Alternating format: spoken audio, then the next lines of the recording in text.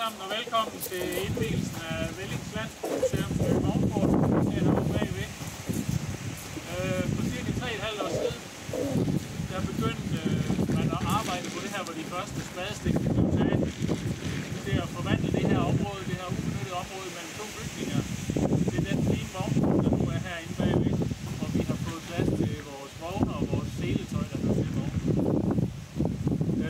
For museet der er sådan en vognport jo et udstillingsareal, men tilbage i den tid, hvor de blev opført som en del af bygninger, jamen der var det mest af alt sådan en praktisk foranstaltning, som gav noget adgang fra gader og veje til gårdspladser enten på landet eller i byen, og som samtidig kunne lukke lidt af for gadens larm eller skærme gårdspladsen for vinden og det du førte med sig.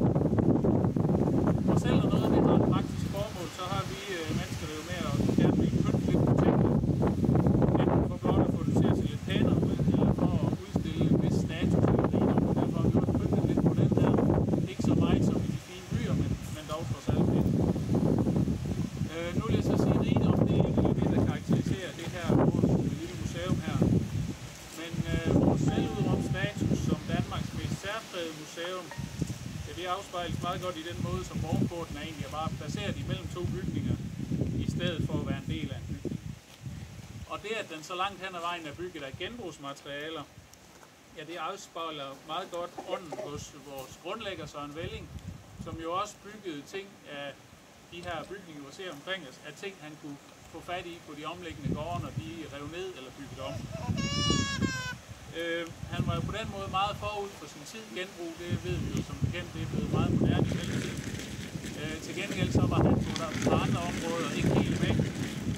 Det der med krav til isolering og vedligeholdelsesfri materialer, det var ikke lige det, han gik op i. Og så derfor er det også forbundet med en del løbende omkostninger og sådan noget som det her kørende. Og når det nu altså ikke er rigdom, der præger os, jamen så er vi jo helt afhængige af projekter som det her, at vi har nogle sponsorer, der stiller op først og fremmest i lokalområdet, men også længere væk. Og derfor så vil jeg selvfølgelig meget gerne sige tak til dem, der har ydet bidrag til museet hen ad vejen, men også selvfølgelig særligt i dag en tak til dem, der har ydet bidrag specielt til Vognport. Og jeg tillader mig bare lige helt kort at nævne, hvem det er. Det er CL Glas, Primo Vinduer, Rørup Landforeningsfond, Jens Vestbjerg, Claus Nielsen og Tone Borg, Henning Gudjager, John Nielsen, Bent Christensen. Så er det Power Weekend, nogle friske unge gutter, Frede Andersen, Gunnar Davidsen, S.J. Beton og Niels Hjort Madsen. Og så vil jeg også meget gerne sige tak til alle de frivillige hjælpere, som museet de er så afhængige af. Og det er jo deltagerne på onsdagsholdet, der gennem de sidste 3,5 år har ydet en formidabel indsats med dels at vedligeholde museet, og det er altså et ongoing projekt, men også med ved siden af det som sådan et lille hobbyprojekt, så at bygge en vognport her. Men der har også været mange andre, som har givet en hånd med på vognporten og andre projekter, simpelthen bare fordi de lige har kunnet bidrage med noget. Det er jo en fantastisk styrke for os, det vil jeg gerne sige tak for, men også for området her. Og så vil jeg egentlig gerne sige tak til jer fra den Sønderjyske Pigegarde, som har stillet op for at spille her i dag, og gøre indvisten festlig for os. Og det er også et glimrende eksempel, synes jeg, på en frivillig indsats til gavn for andre. Tak for det. Så til sidst, så vil jeg give fortælle videre til dig, Frank, vores borgmester, som har sagt ja til at klikke det røde bånd og åbne ind i vognporten. Det er rigtig dejligt, at du kan komme ud på et forholdsvis skidende arrangement, som vi har gang i her. Og plads til, om ikke rigdom, så der er i hvert fald lidt plads over det. Tak skal du have. Værsgo.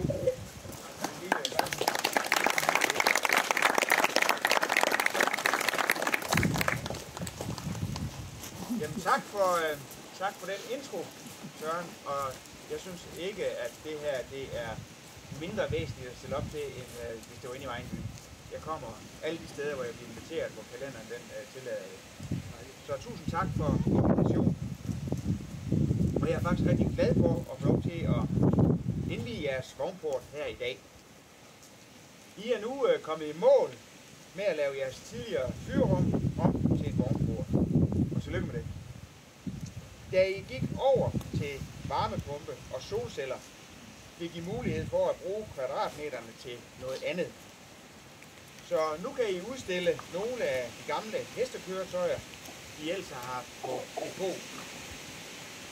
her kommer de jo også meget mere til deres ret, og jeres gæster har også fornøjelsen af at se det. Der er særligt vigtigt at se en frontrude ind, så man kan kigge ind, og rummet er gjort klar til udstilling. Der er også lagt marksten i bunden, så det ligner en kørestald fra de gamle kroer, hvor gæsterne kunne sætte hestevognene, mens de var på kroen. Jeg har været inde og kigge. Det ser rigtig godt ud, og I kan glæde jer til at se både arbejdet, delbelægning, men også hestevognene derinde. Der er et par ting, der slår mig, når jeg besøger jer her på Velling Landsbymuseum. Det første, det er selvfølgelig de helt unikke rammer med intet mindre end 36 rum.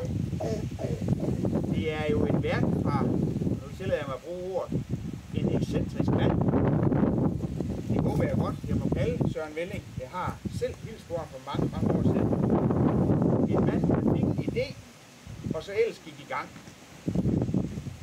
Jeg kan forstå, at han hentede en stor dør fra en sparekasse, der skulle nedlægges, og så byggede han ellers bare rundt omkring den dør.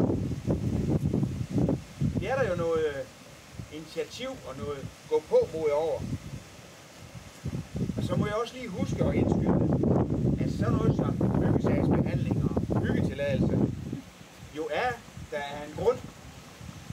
Men når det er sagt, så kan jeg jo godt se det forfriskende i, at man får en idé, og så fører man det ud i livet, uden at se alle de udfordringer og regler og byråkrati, der ellers kan opstå.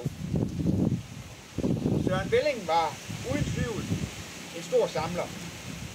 Og når man går rundt og ser alle tingene, så får man også en idé om, hvordan hverdagen har set ud for tidligere generationer. Det er uden tvivl sjovt for de ældre at gense gamle redskaber. Og for de yngre kan det sikkert give nogle aha-oplevelser. Hvad de mere kuriøse ting har været brugt til. Jeg synes faktisk næsten, at alle unge mennesker skal tvinges til at komme ind og se, hvordan livet har været tidligere. Uden træk og slip, uden mobiltelefoner og hvad vel har af gode ting i dag. En anden ting, jeg bider mærke i, er, at det er frivillige, der holder gang i museet. De mødes en flok en gang om ugen, hygger med kaffe og rundstykker, og holder så ellers det hele pænt og rent. Det gør I jo, fordi I får noget glæde ud af det, og oplever et sammenhold omkring museet. Fællesskaber er så vigtige for os alle sammen. Her skaber I noget, der både kommer jer selv og andre til gode. Tak for at lægge alle de frivillige kræfter til glæde for os andre. I skaber også en masse arrangementer med hyggeaftener, koncerter, veterantræf og så Halloween, som I også er. Når I bliver ved med at få folk til at komme, så er det jo fordi, at I forstår at skabe en hyggelig atmosfære, som folk har lyst til at komme igen.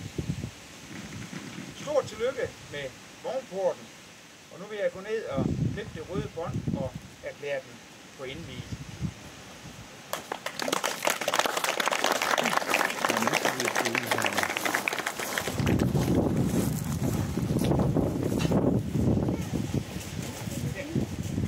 Jeg erklærer hermed vognporten for åben.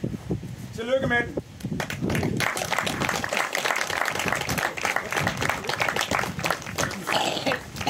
Jamen, vi siger mange tak til Frank.